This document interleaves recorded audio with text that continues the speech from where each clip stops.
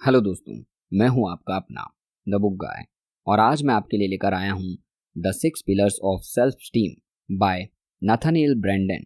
Book की Hindi summary यानी कि आत्मसम्मान के 6 स्तंभ। चलिए फिर शुरू करते हैं। First pillar of the book is the practice of living consciously. मैं चाहता हूं कि आप 2 व्यक्ति की कल्पना करें। पहला व्यक्ति सुबह उठता है, रोज की तरह काम पर जाने से पहले रेडी होता है और काम पर चला जाता है। जब वो घर वापस आता है उसे होश भी नहीं रहता कि उसने क्या किया। वो जंक फूड खाने लगता है जिसे घर आते समय उसने लिया था और टीवी देखने लगता है जबकि वाइफ उससे बात करने की कोशिश कर रही है। अब दूसरे व्यक्ति के बारे में सोचिए जो सुबह उठता है और अपनी वाइफ से कहता है कि वो कितना शुक्रगुजार है अपनी लाइफ के लिए। वो काम पर जाता है और पूरे जुनून के साथ काम करता है जिससे आगे जाके अपने सपने पूरा कर सके। जब वो घर वापस आता है तब वो उसकी वाइफ के साथ में डिनर करता है, एक दूसरे के साथ मौजूद रहकर। आपको क्या लगता है इन दोनों व्यक्तियों में से हाई सेल्फ स्टीम किसका होगा? Second pillar, the practice of self acceptance. क्या आपने कभी अपने आप को शीशे के सामने खड़े होकर अपनी बड़ी नाक को देखा है? कोई फर्क नहीं पड़ता कि कितने भी एंगल बदल कर देखो, वो आपको बड़ी ही लगेगी क्योंकि वो बड़ी है। फिर आप किसी और के बारे में सोचते हैं और कहते हैं काश मेरी नाक जॉन जैसी होती।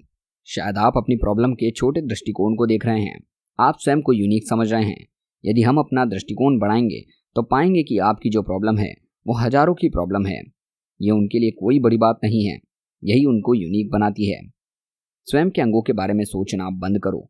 आप इसलिए पैदा नहीं हुए कि स्वयं को यातना दें, बल्कि इसलिए कि आप जॉन की तरह नहीं दिखते। आप किसी और के लिए नहीं बल्कि खुद के लिए पैदा हुए हैं। Third pillar, the practice of self responsibility. मैं आपसे पूछता हूं कि क्या आप अपनी फाइनेंशियल सिचुएशन को इम्प्रूव करने की सोच रहे हैं? अपने पड़ोसी की फाइनेंशियल प्रॉब्लम्स की चिंता है?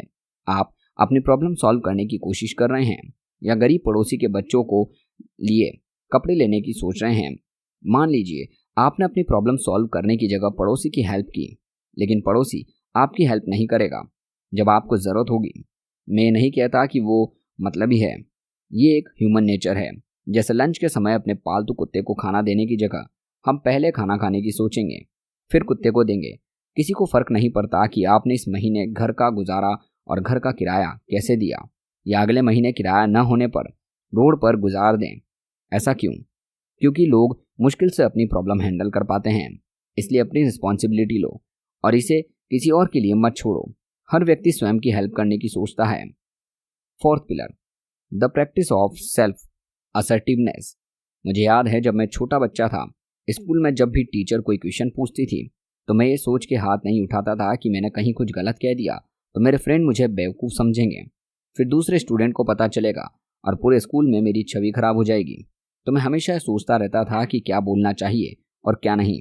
जब मैं बड़ा हुआ तो मुझे पता चला कि किसी को फ़र्क नहीं पड़ता मैं सही हूँ या गलत, क्योंकि यदि कोई तुम्हारी हंसी उड़ाता है तो अगले दिन वो निश्चित रूप से भूल जाएगा। और मैंने ये भी जाना कि चीज़ सही होना कुछ नहीं होता। यदि आप कुछ अच्छा कहोगे इसका मतलब ये नहीं कि लोग आपको जज नहीं करेंगे। लोग हमेशा अपने पॉइंट ऑफ व्यू से चीज़ों को देखते हैं और जज करते हैं। आपका मतलब है अभी आपने आसपास सब कुछ आंका गया है, आप खुद भी यही करते हो।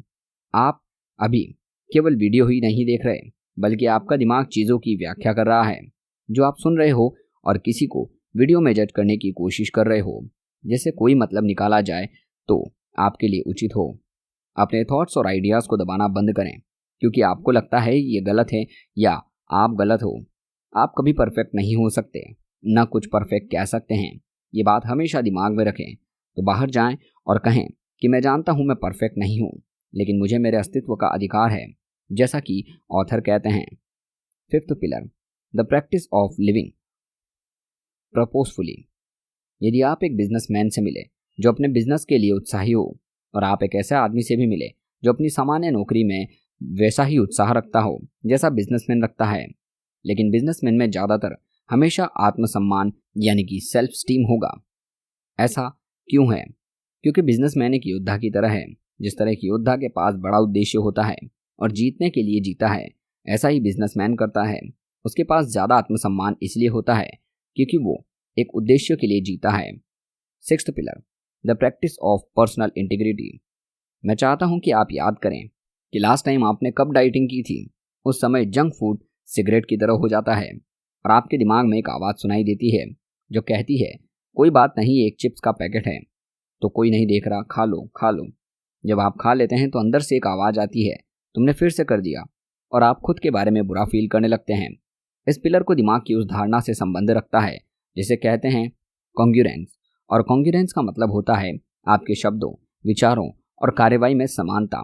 यदि आप गहराई से जानते हैं कि आपको जंक फूड के बजाय फ्रूट्स का सेवन करना चाहिए, लेकिन आप फिर भी जंक फूड खाते हैं, तब आपके दिमाग में नेगेटिव मेंटल आवाज आती है और आपका आत्मसम्मान टूट जाता है। ऐसा इसलिए होता है क्योंकि आत्मसम्मान को हमने एक रेपुटेशन की तरह बनाया है। यदि हम वो करते हैं जो हमें नहीं करना चाहिए तो रेपुटेशन घट जाती है। इस पिलर को प्रैक्टिस करने के लिए हमें ध्यान रखना होगा कि आपके शब्दों, विचारों और कार्रवाई में समानता होनी चाहिए। हर परिस्थिति में यदि आपको कुछ करना है तो उसे कर दीजिए। यदि आप अपने सपने को पाने के लिए प्रॉमिस किया है तो आप हार मान लेते हैं और अपने आत्मसम्मान को हरा देते हैं। दोस्तों, ये थी book summary the 6 pillars of self steam, यानी कि आत्मसम्मान के 6 स्तंभ।